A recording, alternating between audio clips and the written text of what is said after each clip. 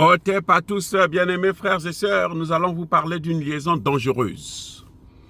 Une liaison dangereuse entre deux hommes, Monsieur Emmanuel Macron et Monsieur Volodymyr Zelensky. Cette liaison mérite notre analyse parce qu'elle touche, en fait, à la situation africaine. Question. Pourquoi Emmanuel Macron est si accroché à Zelensky et pourquoi Zelensky est devenu le meilleur allié, le meilleur ami, le meilleur partenaire de Macron? Et pourquoi Macron est devenu le meilleur allié de Zelensky, l'avocat défenseur de Zelensky, pour que cette guerre ne s'arrête pas en Russie, en Ukraine? Pourquoi Emmanuel Macron et Zelensky sont si liés? Qu'est-ce qui les tient? Il y a quoi? C'est la question que nous allons décortiquer. Eh bien, comme je disais tantôt dans mon introduction que ça touche à l'Afrique, ça a quelque chose à voir avec le continent africain. Et c'est pour ça que ça nous intéresse. Ça m'intéresse, ça vous intéresse, ça intéresse tous les Africains et notamment les panafricanistes. Les amis, Emmanuel Macron est lié à Zelensky sur la question africaine. Le Niger vient de nous donner un élément, une preuve palpable, essentielle. Vous savez que le général Tchani, c'est, en tout cas dans le Sahel, je pense que c'est l'un des plus grands experts que nous avons dans le renseignement. Il est trop bon, le gars, dans le renseignement. Vous savez quoi? On a découvert, dans la lutte contre les terreaux, que certains terroristes utilisent les mortiers des armes de fabrication ukrainienne. C'est-à-dire que l'Ukraine fabrique des armes, non pas pour aller faire la guerre contre la Russie, mais pour venir donner aux terreaux en Afrique, et notamment dans le Sahel. On a découvert des armes, c'est-à-dire que l'armée du Niger et l'armée de la sous-région, ils ont mené des opérations contre les terreaux et quand dans leur fuite, ils ont abandonné les armes. Et on se rend compte que ces armes-là sont fabriquées en Ukraine, par l'Ukraine. Mais comment l'Ukraine qui est en guerre peut fabriquer des armes et puis les envoyer dans un autre pays? C'est que ces armes-là ne sont pas fabriquées par l'Ukraine elle-même en tant que telle, ou plutôt ne sont pas financées par l'Ukraine, mais ils sont financés par quelqu'un d'autre. Et ce quelqu'un d'autre-là, ça ne peut être que Emmanuel Macron au premier chef. Les autres pays européens le font aussi, mais Emmanuel Macron, c'est lui le premier. Tout ce que vous voyez que Emmanuel Macron est en train de faire autour de la situation ukrainienne, des relations avec le monde, avec la Russie et avec les États-Unis, c'est pour l'Afrique. Je dis bien tout. Il n'y a rien que Emmanuel Macron est en train de faire là, en dehors de l'Afrique. Emmanuel Macron, jusqu'aujourd'hui, n'a jamais digéré qu'il soit parti du Niger et que petit à petit, on est en train de le chasser de tout le continent africain. Et lui, il croit que c'est à cause de Poutine. Non, ce n'est pas Poutine. Ce n'est pas Poutine. Ce sont les Africains qui sont en train de faire payer à Emmanuel Macron ce qu'il a toujours fait. Mais pourquoi Emmanuel Macron ne s'attaque pas aux Américains? Les Américains aussi veulent prendre la place de la France. Les Américains ont pris la place de la Belgique, non? La RDC, là, c'était pas la Belgique. Les Américains n'ont pas pris la place. Et c'est même pas Donald Trump qui l'a fait. Ça fait depuis très longtemps. Les Français ont essayé de venir là aussi en puissance, mais ils n'ont pas pu, ils n'ont jamais pu, en dehors de la langue qu'ils ont laissée comme cadeau, que d'ailleurs tout le monde ne veut plus maintenant. Vous comprenez? C'est-à-dire que ce que vous voyez entre Macron et Zelensky, ce qu'il y a derrière là, c'est les enjeux des du soutien au terreau. Emmanuel Macron passe maintenant par l'Ukraine pour soutenir le terreau. Parce que Emmanuel Macron sait que quand il fait ça par lui-même depuis Paris, c'est facile à découvrir. Mais tous les hommes politiques français le savent. Je reprends. Tous les hommes politiques français, y compris François Asselineau, y compris Philippot, Florent Philippot, quoi là, toute la pacotille là, ils savent ce que Emmanuel Macron est en train de faire. Ils savent que c'est l'Afrique. Ils savent que c'est lui le plus grand déstabilisateur de l'Afrique. Vous savez que pour la RDC là, c'est Emmanuel Macron qui a bloqué les sanctions pendant longtemps de l'Union européenne. C'est Emmanuel Macron qui ne veut pas que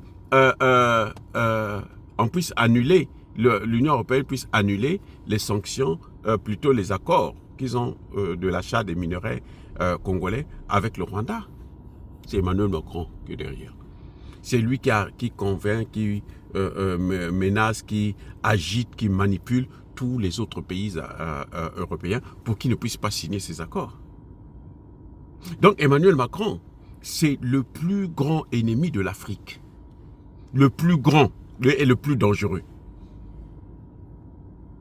Emmanuel Macron pense qu'il faut, d'une manière ou d'une autre, reprendre l'Afrique, même par la force. C'est pour ça que vous voyez je vous ai déjà dit ça, l'armée européenne, là, c'est pourquoi? C'est pour combattre l'Afrique, c'est pas pour combattre la Russie.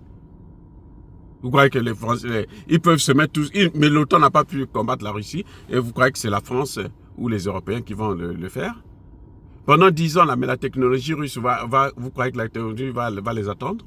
Son problème, c'est l'Afrique. L'armée européenne, là, c'est pour attaquer l'Afrique. La liaison qu'il a avec Zelensky, là, il maintient cette guerre parce que c'est à travers cette guerre-là, c'est cette guerre-là qui permet à Macron de passer par Zelensky pour envoyer des armes au terreau, pour donner le renseignement au terreau. Le problème, c'est que dans le Sahel, là, ils sont tombés sur un os. Ils sont en train de sucer le caillou. Ils ne sont même pas en train de sucer, ils n'arrivent même plus à sucer le caillou. Parce qu'il faut au moins avoir, le sucer ça ne fait pas trop mal, mais au moins il faut l'avoir. C'est ça que vous voyez.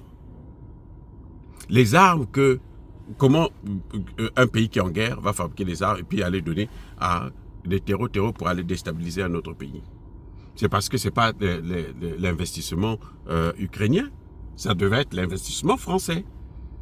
Ce sont les Français qui investissent. Et s'il y a la paix, tout ça, ça va s'arrêter. L'Ukraine va s'occuper maintenant de chercher à corriger, à régler son problème. Et puis Zelensky, qui vous dit qu'il sera là? Parce que Trump veut qu'il y ait des élections. Donc s'il y a la paix, si cette guerre s'arrête là, pour Zelensky c'est terminé, et les projets de Macron aussi sont finis, ça s'arrête là. Il faudrait trouver une autre formule. Donc, en entendant qu'ils n'ont pas encore une autre formule, ce qu'ils font, c'est qu'ils essayent de tout faire pour que ces mêmes gens-là puissent rester toujours là. Les amis.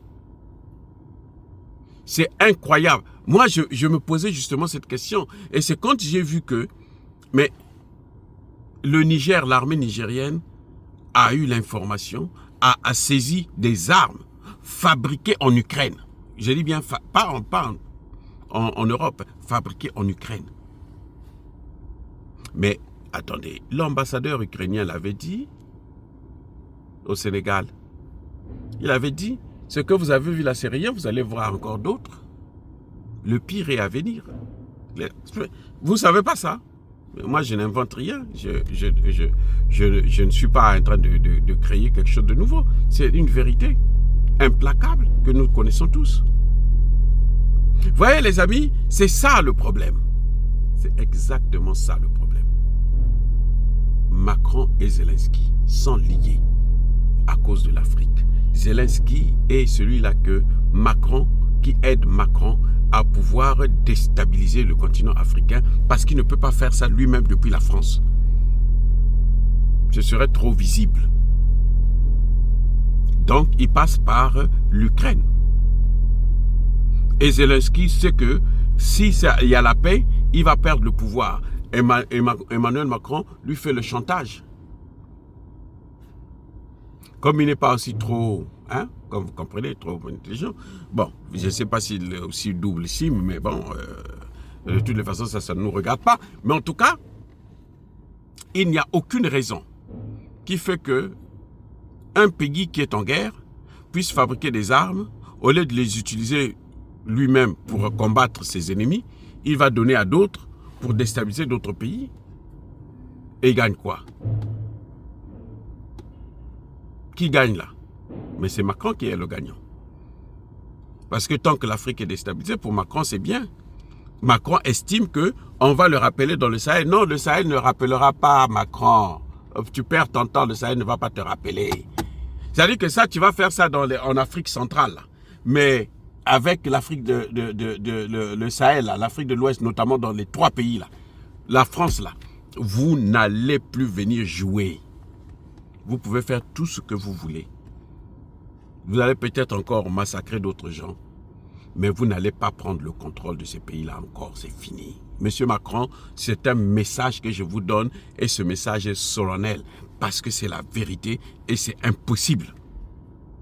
Vous voyez qu'ils sont en train de... Ils ont mis en place une banque, non? Banque d'investissement, non? De combien? 500 milliards de francs CFA. Vous comprenez? Ça, ce n'est que le commencement. Cette banque-là ne pourra pas fonctionner correctement si le Sahel n'a pas sa monnaie. Donc ça montre bien que le Sahel, on est en train d'aller vers la création d'une monnaie. Macron, tu ne peux plus arrêter ça. Ce mouvement est trop fort pour toi. Il est trop fort, même pour les États-Unis. Personne, aucun pays ne peut arrêter ça. Vous voyez comment Kagame est en train de descendre là? Il est en train de descendre, pourquoi? Parce que le mouvement qui est en train de venir là, c'est un mouvement qui dépasse l'entendement de toutes les puissances occidentales. Vous pouvez faire ce que vous voulez. Ça va peut-être prendre, vous allez peut-être essayer de retarder un peu, mais on va arriver jusqu'au bout.